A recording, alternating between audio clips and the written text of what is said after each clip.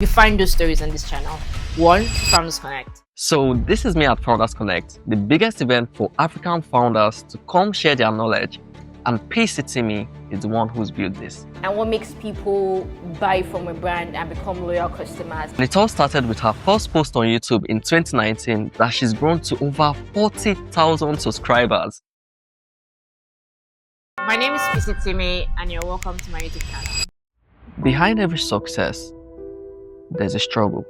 I spent 30,000 naira to ask one question. What part of you do you feel is being neglected right now? These are her personal notes.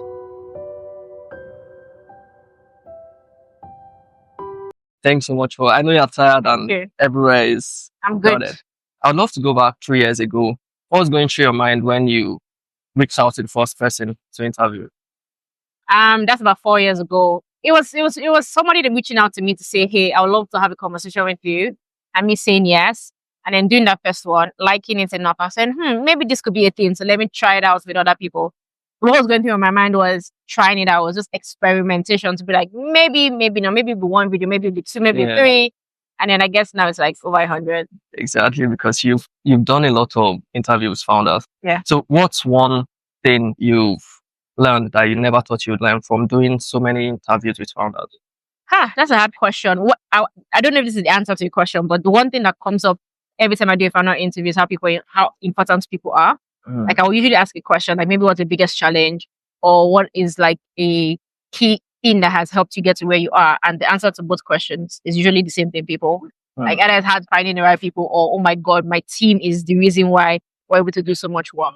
And so that has also really helped me, I think, become more appreciative and more appreciative of like people, and also more deliberate about choosing the right team to build with. And just knowing that entrepreneurship is not always sexy. It can be really hard.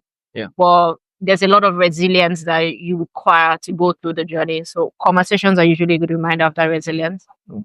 And you talked about something which is the team. So in building FoundersConnect, like this event right now, team is important, but how do you choose the right team?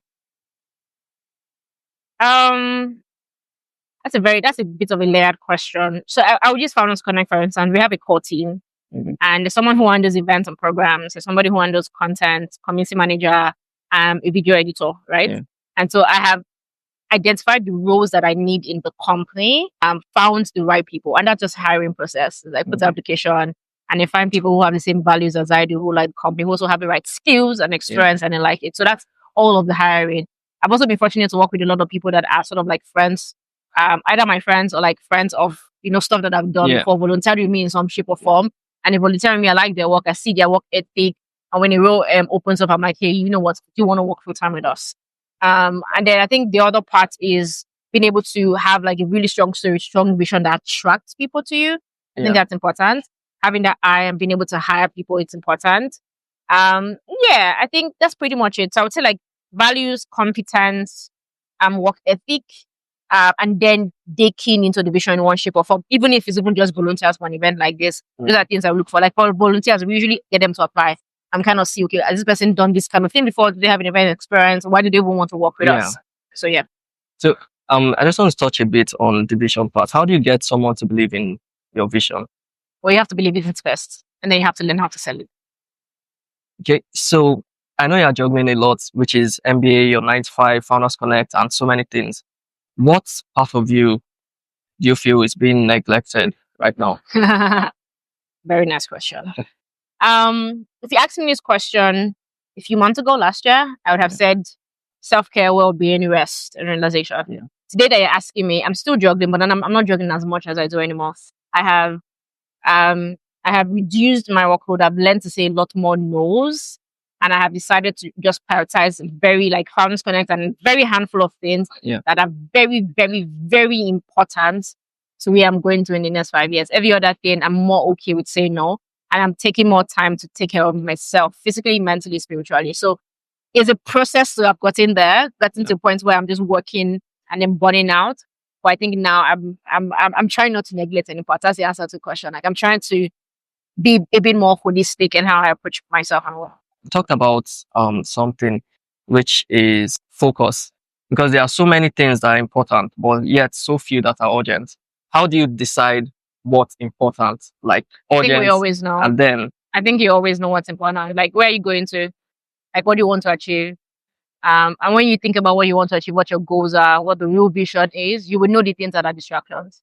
So you need to reflect. Like, it looks differently for everybody, Yeah. but you have to be able to say, this is where I'm getting to. And based on that, this thing doesn't actually align. And this is only the things I also have capacity for. Yeah. So it's capacity and also what feeds the vision that you have that can allow you sort of like streamline. But we always know. Sometimes we just like the interest of it's fun. It would be nice if I was part of that project. It would be nice if I worked with this person.